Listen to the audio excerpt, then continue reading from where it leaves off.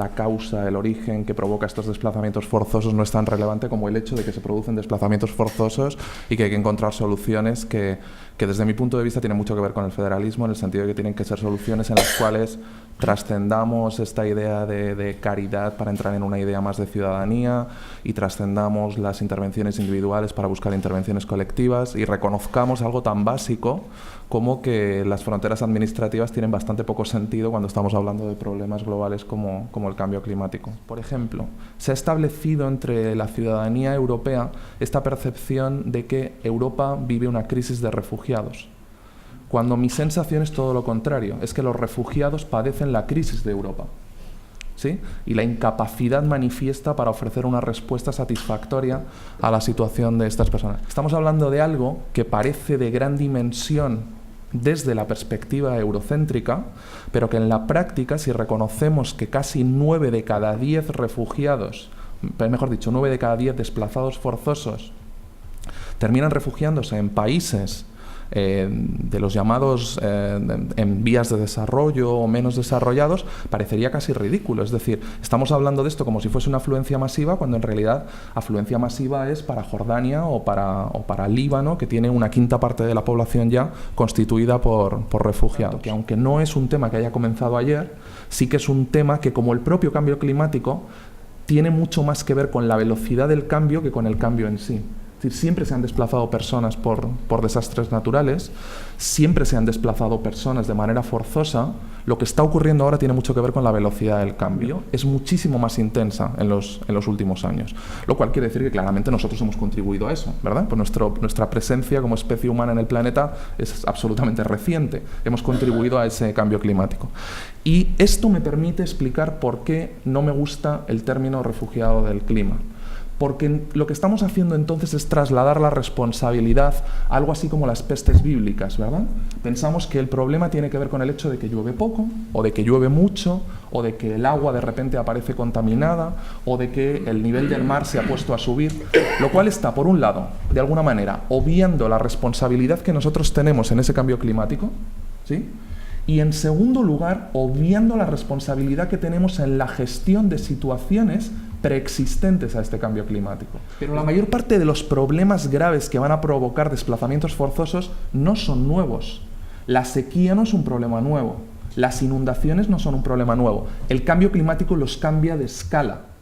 Lo que hace es amplificar el impacto de esos problemas. Y me niego a pensar, ¿sí?, que nosotros nos tenemos que levantar aquí como si fuésemos indios apaches a rezar para que llueva o para que deje de llover, ¿verdad? Nosotros tenemos una responsabilidad directa en todo lo que ocurre. Lo que sí es un desastre humano es el hecho de que nosotros, la población, hayamos tomado decisiones, por ejemplo, como permitir que haya personas que vivan en las quebradas. O hayamos eliminado la capacidad de drenaje natural de los suelos, que aumenta la velocidad del agua cuando arrastra y se lleva todo por delante. Los medios de comunicación, cuando informan de estos temas, informan de ellos como si fuesen meteorólogos. Nos dicen llueve mucho, llueve poco, está lloviendo de manera especialmente intensa, se concentra en el tiempo, y nunca nos explican que lo relevante no es si llueve mucho o llueve poco, sino aquella causa que explica la intensidad del daño, o en este caso, aquello que explica el desplazamiento masivo y forzoso de la población. Los refugiados, como todos, son el resultado de verdaderas calamidades humanas. Y cuando digo calamidades humanas me refiero a decisiones que tomamos permanentemente en relación a cómo nos relacionamos con el medio, con el territorio. Ya tenemos mucha población hoy viviendo en zonas donde existe una escasez patente de agua, donde el riesgo de sequía es intensísimo y donde el riesgo de inundaciones es muy importante. Pensamos que la sequía, por ejemplo, es el resultado de que llueve poco, pero en realidad que llueva poco es solo la mitad de la historia. La otra mitad de la historia es que hay demandas de agua que superan los recursos disponibles a largo plazo. Hablamos de las inundaciones y pensamos nuevamente que esto tiene que ver con el hecho de que llueve mucho, y en realidad esta es mitad de la historia. La otra mitad de la historia tiene que ver con el hecho de que, por ejemplo, hemos ocupado las llanuras aluviales, y esto vale para países menos desarrollados y para países más desarrollados, que tiene que ver con la desigualdad, una desigualdad lacerante.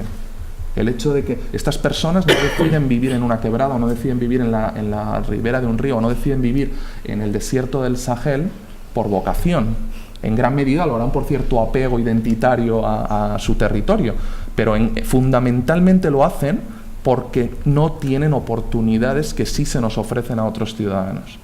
La misma lluvia torrencial, si se produce en Japón o se produce en Bangladesh, no genera los mismos impactos. Pero si viésemos el consumo de agua que hace un israelí que vive en Israel, o ese mismo israelí cuando se convierte en un colono en territorios ocupados, o el palestino que vive en Gaza, Cisjordania, nos encontraríamos que la diferencia puede ser de 1 a 6. Es una barbaridad. Bangladesh tiene un problema serio por la subida del nivel del mar, pero es que Holanda tiene 2/3 partes de su territorio por debajo del nivel del mar. Pero claro, tiene la capacidad para protegerse de eso. Ahí es donde está la gran diferencia. Clara es que si esperamos a la crisis, la gama de alternativas de solución es mucho menor y el coste de esas alternativas es mucho más alto. El Acuerdo de París es una vergüenza a la baja en la que no se incluye la palabra agua. ¿Cómo puede uno hablar de cambio climático sin hablar de agua? No está la palabra agua en el Acuerdo de París. Entonces, esa misma dejación de funciones que tenemos en la escala local, en la escala regional, en la Administración General del Estado, la tenemos a nivel global. Participantes. En el mundo en este momento hay 663 millones de personas sin acceso mejorado a agua, 2.400 millones de personas que no tienen retrete. De esos 2.400 millones de personas que no tienen retrete, 900 millones defecan a diario al aire libre. 1.000 millones de personas, o más de 1.000 millones de personas, 1.800 millones de personas, beben agua a diario contaminada por materia fecal. Las mujeres en India esperan a la noche para defecar al aire libre porque tienen riesgo de ser agredidas. Pero curiosamente cuando van a defecar es cuando son agredidas. ¿Sí? Si nosotros les proporcionamos saneamiento básico, no es que les estemos disminuyendo el riesgo de ser agredidas, que por supuesto, es que les estamos cambiando la vida. Que nos apegamos a una idea absolutamente arcaica, fallida, que es la idea de Estado-Nación, que no tiene ningún sentido para hablar de estos temas, casi da vergüenza hablar de estos temas en la comunidad internacional, pero seguimos apegados a esa idea y es interesantísimo, porque además creo que esto es muy relevante para contarlo en Barcelona, es interesantísimo cómo nos apegamos a la idea de soberanía cuando la soberanía ya la hemos perdido en todo.